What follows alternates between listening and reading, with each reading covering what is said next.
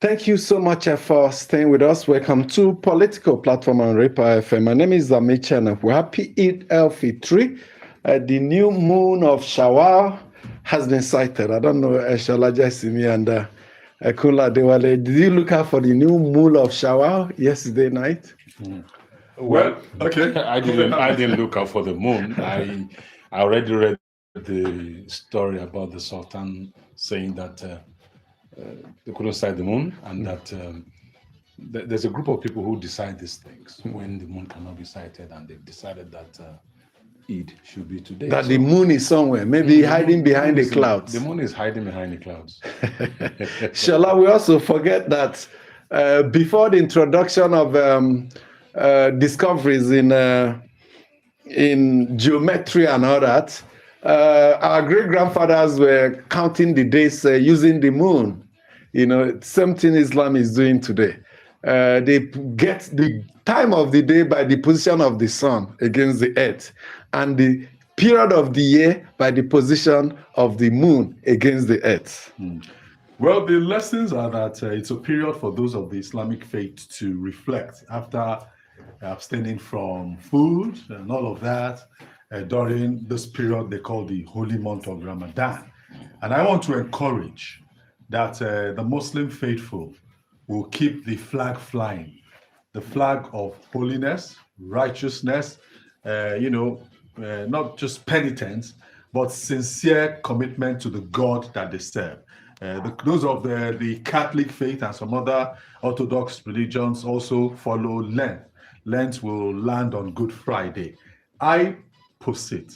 That's next Friday. Yes. No, the upper Friday. Yes.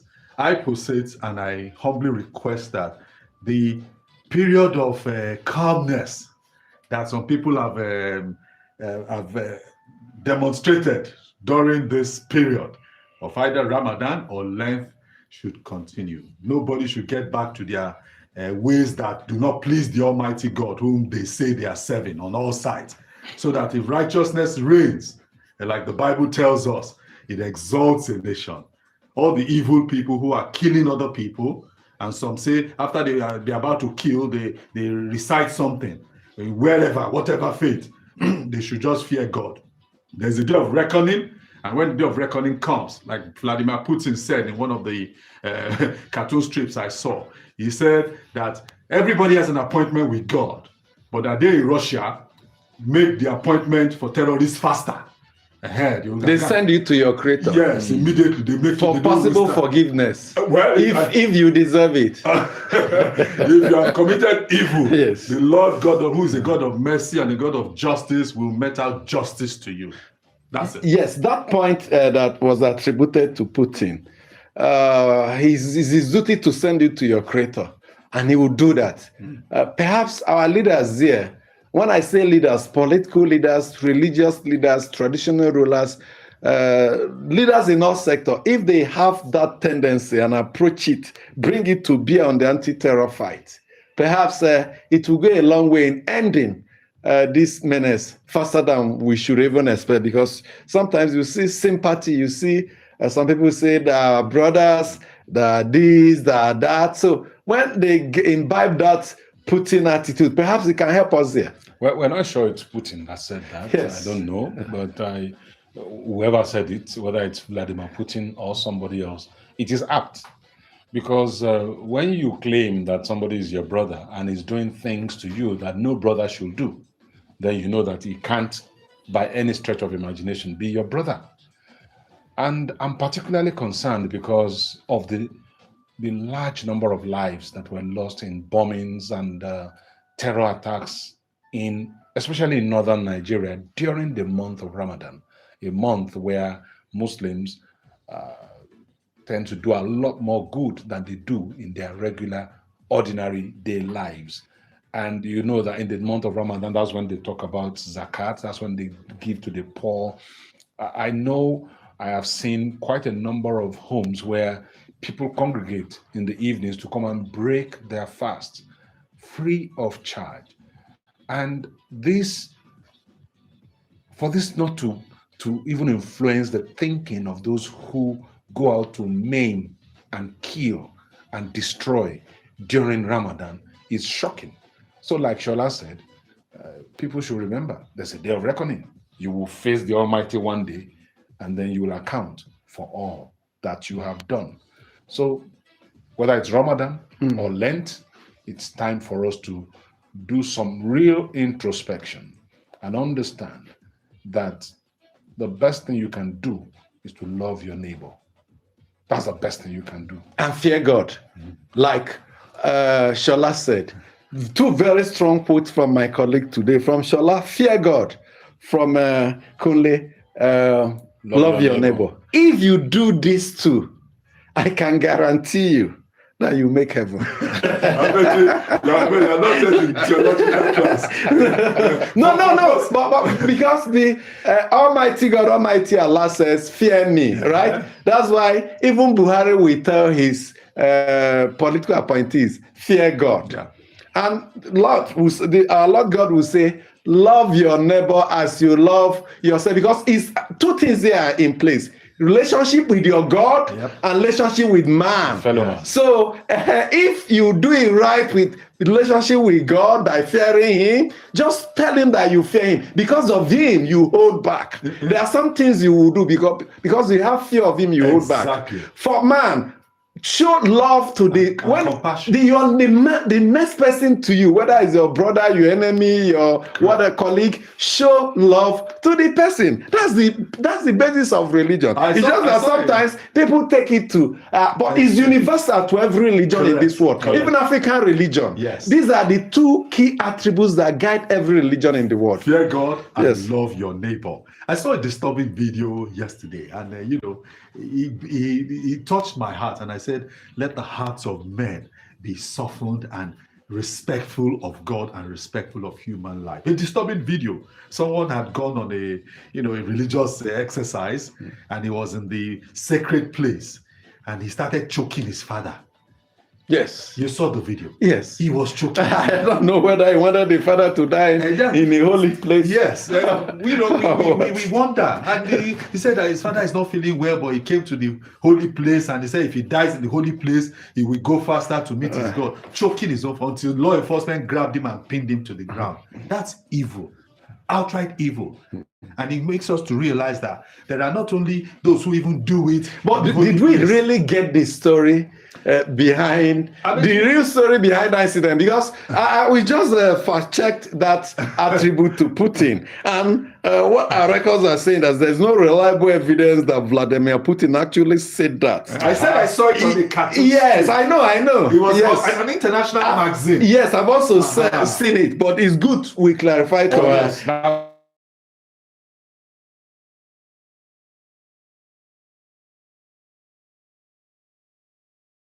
Putin, which actually, based on fact-checking, didn't come from Putin, says, to forgive the terrorists is up to God, but to send them to him is up to me. That's what I said. Yeah. So the phone went viral in 2015, especially after terrorists attacked Europe. It was traced back to a tweet by a journalist. It's not an official statement, but like Shola said, Putin has said so much, used strong language about terrorism, but more along the lines of promising to find and punish terrorists wherever they are. Like the Americans told the Al-Qaeda, we will track you to the end of the world, we'll get you and we'll kill you, which they actually did. So, gentlemen, as we talk about terror, Nigeria is not ranking very well in terror index. Yes, we are number 4. While growing up as a young man, doing a lot of research, reading stories and novels. I read about Pakistan, about Afghanistan, about countries that have almost failed, what you call failed states or near failed state. As a student, we did all these issues where there is no government. I mean, where terror reigns, as it were. Today, when there's a global ranking of terror-stricken nations, unfortunately, our nation ranks high. We are the 4th most terror-stricken countries in the world after Pakistan, Burkina Faso, Niger Republic. We are coming number 4. Sad. This is how we have rolled back successive achieved in decades in just a few years. Amici, the key worry is the political will to fight this thing truly. And I say this because, you know, we've talked about it several times on this program, that one of the key things we need, it's not just about armaments, it's not just about boots on the ground, it's not just about technology or intel, it's also about the fact that we need political will to really fight this. Now, when a high-ranking government official says to the international media that these people are our brothers, I don't think my brother would take a knife and cut my arm off or send a bomber to my house. My brother won't do that. If he has a quarrel with me, he will call me and tell me, Kunle, I have a problem with you. We need to talk about this. We need to resolve it. That's what brothers do. So, the people in authority, Mr. President, the security agencies must find that political will to do the needful. One, let us save the dear lives of our men and women in uniform. Two, let us save the lives of civilians. Many of them die without knowing why they died. Because when these IEDs explode, very many people are caught unawares. They don't even know it's happening.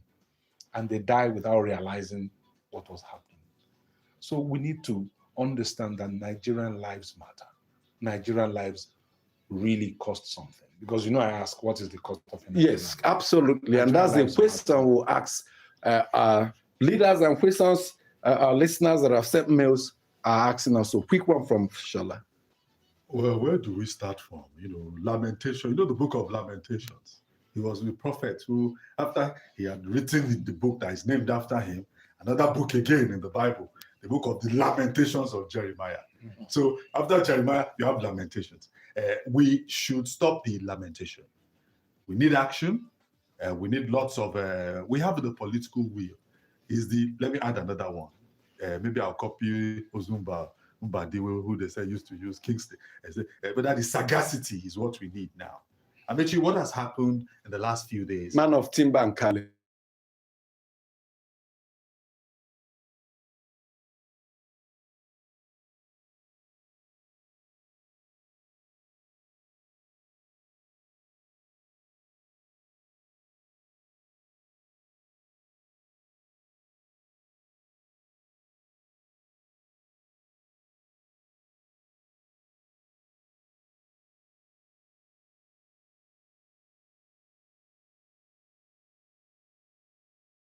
To escape being nailed.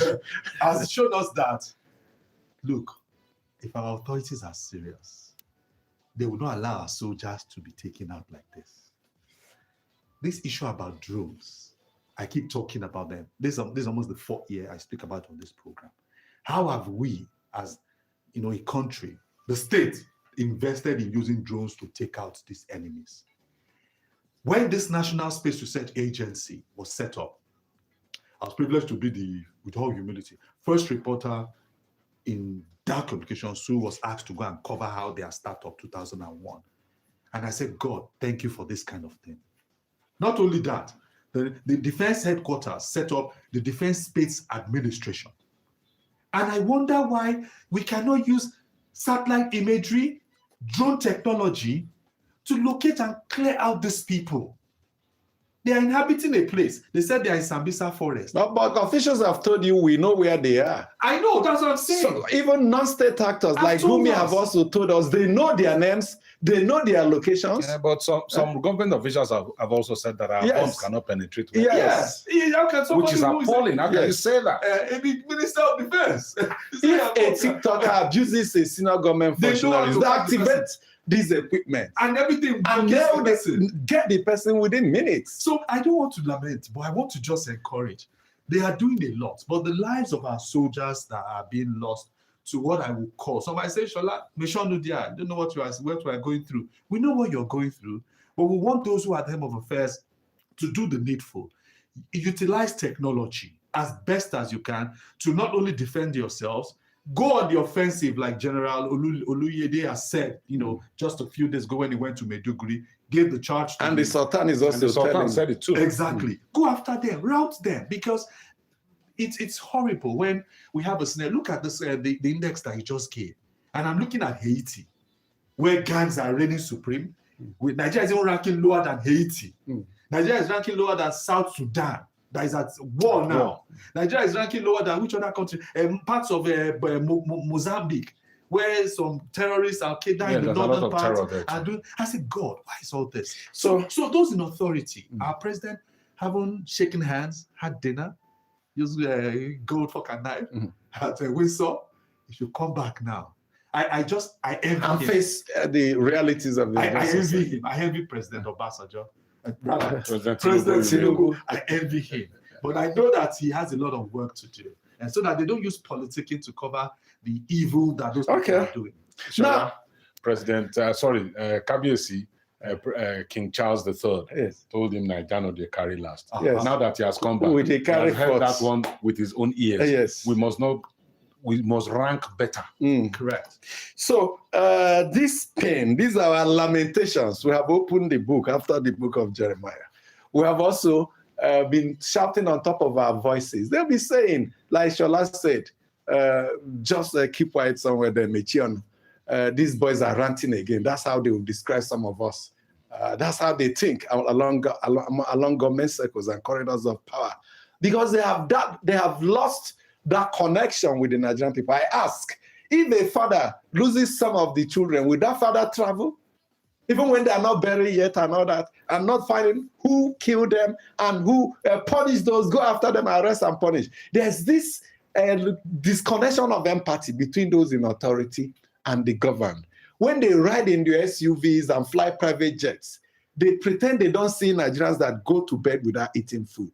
And this money does not belong to them. It belongs to everybody, including those that are going to bed without food inside their stomach. So when they announce the number of people killed, it sounds like numbers to them. This Igbo saying, when you carry the corpse of someone that is not related to you, you think it's a log of wood. That's where they have put themselves. Until it enters your compound. Yes, they see deaths out of terrorism, out of violent conflicts, out of even kidnapping and all that as mere numbers, log of wood. Because if they really see it as human beings that are being processed to burial, they know what to do. And we ask them to have a change of mind. Let this special period for Muslims, for Christians, even the traditional African religion, do they fast? Instead of fast, they do more feast. They fast too. But whenever they converge, it's feasting. They kill goat, kill cow. They claim they are giving it to their great-grandfathers, but they are the ones eating it on their behalf. They fast too. I can never forget. One thing I can never forget in my life, in this journey of journalism, was a look on the face of President Goodluck Jonathan when he visited the Nyanya bomb site. I knew we were going to that place. Barely 2 meters away from him. It was just a tape that was. It has a Kimbo.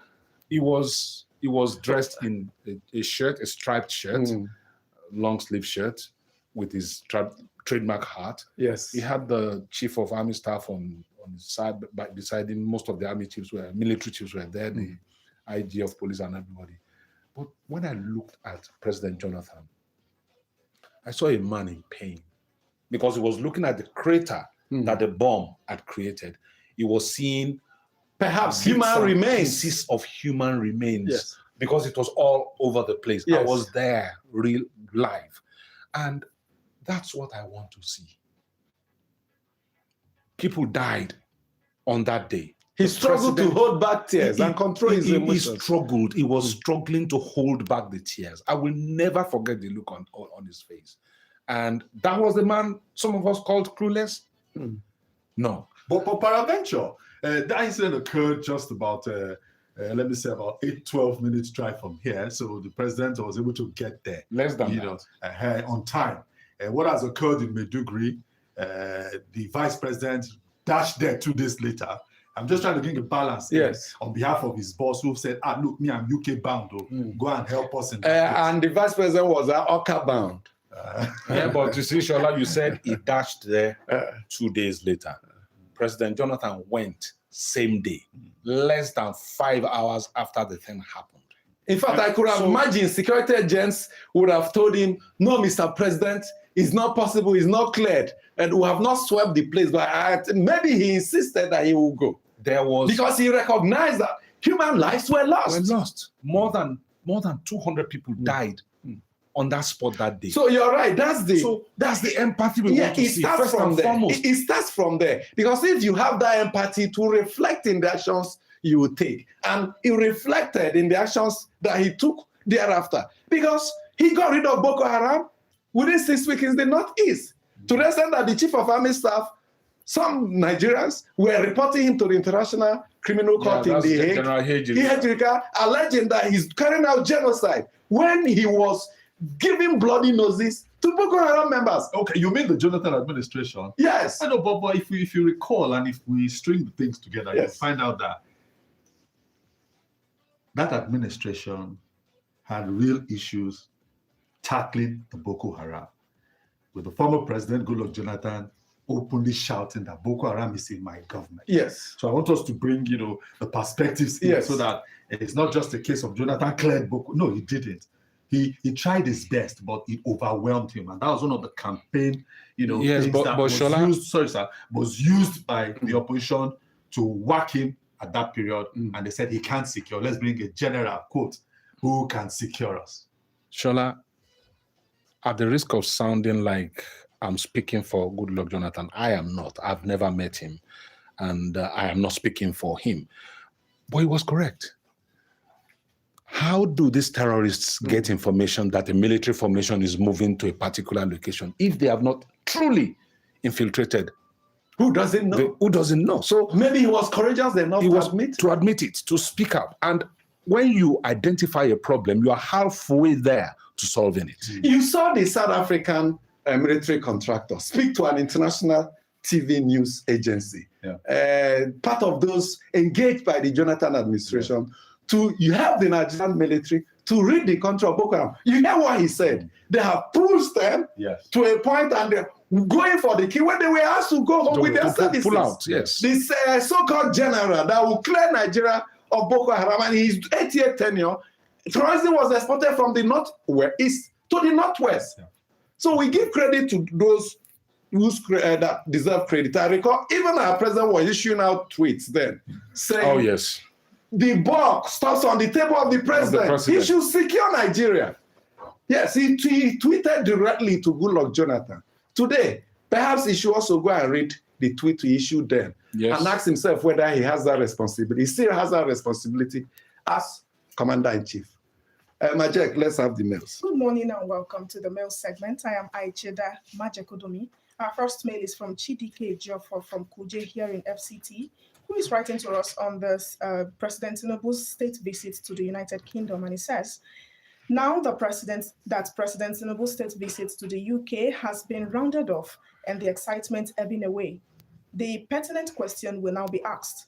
Has the life of Nigerians become so worthless and the frequency of insurgent attacks such that they don't merit the president's attention any longer, or the killings have become a way of life here and the dead bodies now appear like ordinary logs of wood that the president could afford on the very day that life was snuffed out of 26 Nigerians in Maiduguri to turn his back and leave the shores of his country to visit another head of government elsewhere? In what state of mind would any parent enjoy a banquet in another man's house while the corpse of his children or child is yet to be buried in his house? The entire world press would swarm around the place if but a single soul is shot in the New York or London streets, and the president or prime minister would hurry back home from wherever they are and whatever engagement he has. Otherwise, his days in office will be numbered, and not even the monarchy will survive such inexcusable blunder.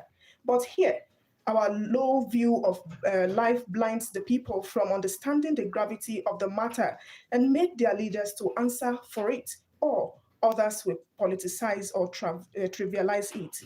And also on insecurity, Omalayo John from Orozo in Abuja says, the relocation of service chiefs mustn't be announced. It leads to intelligence leakage and failures. Strategic plan mustn't be exposed to the public through the press release. Government must intensify intensive counterattacks on terrorists. Enough of bloodshed. And Anna Fiokintia from Songwater in Ogun State is saying, imagine already having almost a collapsed economy, high debt profile of over 153 trillion naira under APC. Yet our government and those in authority seem to be clueless and reckless in managing public money. We are talking about cutting down on high cost of governance in Nigeria, yet our leaders seem to be living in denial. How on earth can someone justify the huge number of people, almost all the APC governors, traveling with President Tinubu to see the king? What reality is the essence of having to water taxpayers' money on a journey that even the so-called government signed will not see the light of the day, nor benefit the citizens in any way, going by the previous MOUs and agreements signed by both late President Buhari and Tinubu himself. Let's stop all these acts of bad governance and focus on people's oriented economic policies. We want to see prices of fuel, gas, transportation, food dropping drastically. Enough is enough.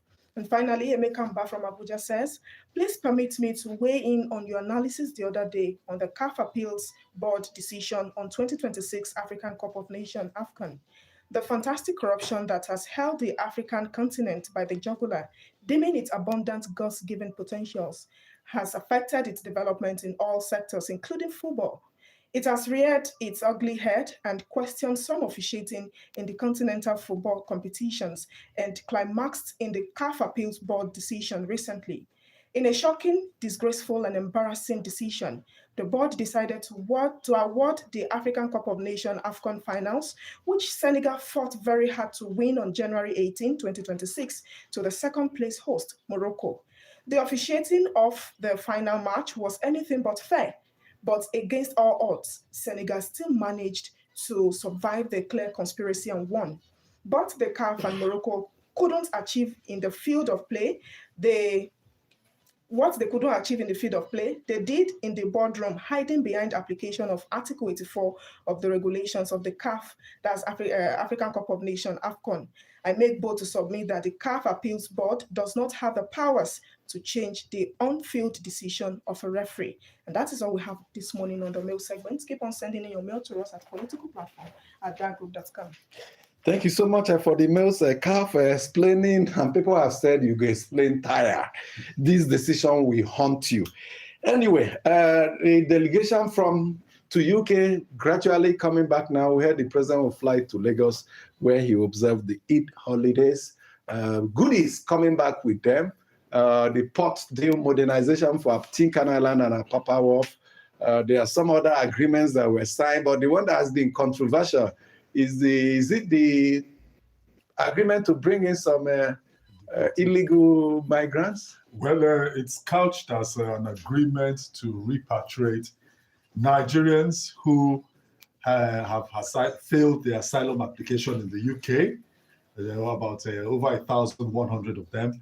And Nigerians who are in UK prisons, who, when they finish serving their terms, they will be brought back to Nigeria. So I was asking a question. There is our former Deputy Senate President amongst them. I said, I don't know. I didn't see the list. Don't ask me. No, he's asking you as an investigative journalist. You're an investigator. He wants you to go and find out. Date of commencement. If he doesn't, who will he ask? No, he was cynical. I know. Date of commencement, we have not been told. So for those Nigerians who are in UK jail, don't worry, come back. There will be a man begging for you. Just come back safely and try and live a life that pleases and honors society. That's what I'll say. Well, deals have been signed. We want to see the effect of those deals on ground. Somebody asked a pertinent question on our sister station this morning on Kakaki. And the question was that those ports have been concessioned. How come how is government going to intervene? Do you think an island? That was the question that the person asked. I'm not. Have they been concessioned? I'm not sure whether it's still the Ports Authority that is running. Yes, the Ports Authority still runs them. But I think that I just want to say that Nigerians should also give government a little bit of credit that they know what they are doing. You cannot go to an international event as historic as a state visit to the UK and not have your facts right. So we are expecting that the MOU signed for the ports for £746 million deal we made public for will meet public scrutiny, and then it will really change the way we do business at the ports in Lagos. No more traffic congestion there, no more port Yes, congestion. the details and all we of want that. to find out, whether it's a form of concession, whether it's they're bringing in money to be paid back as loan, or whether they're the ones that will execute the modernization. So the details. We will find out. All We need of the this, details. We'll find because out. the truth is that Because the devil is always in the details. the balance of trade between Nigeria and UK has always been in favor of the UK. If you look at the figures, they don't favor Nigeria. I've looked at it, I've checked, I've even asked the High Commissioner who is here in Nigeria, Dr. Montgomery. I said, we have the short end of the stick, and Ambassador smiled and said, things will get better. I'm talking about a year ago when we had this interview. So we look at it and we ask ourselves, what's in it for us? Apart from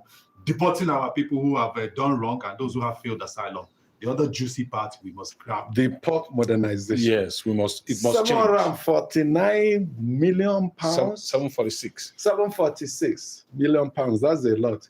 We must give credit to the government for achieving that, but we demand for more. The deal UK had with Rwanda over deportation, it failed. It collapsed. Exactly. What happened was that when the Conservatives lost power, the Labour Party led by Keir Starmer, they threw that deal away. And the Rwanda, that money had been paid. To Rwanda. Yes, 300. So are they paying us? These are the details we also need to know. The amount was 60. When you convert what they were giving Rwanda, 370 million pounds for that program. If you do the conversion, 64 billion naira. And so we the people are agreed, our brothers and sisters are agreed to be repatriated, or would they rather say, we'll die there? In fact, we are not even sure from this deal, whether non-Nigerians will be part of it. Also, thank you so much. We overshot today. Apologies to the studio manager and the beautiful lady here. Give us a smile. Yes, you are starting her face for It's a special gift. Yes, eat healthy tree. That's your gift to Nigerians. Yeah, thank you so much. Have a good time.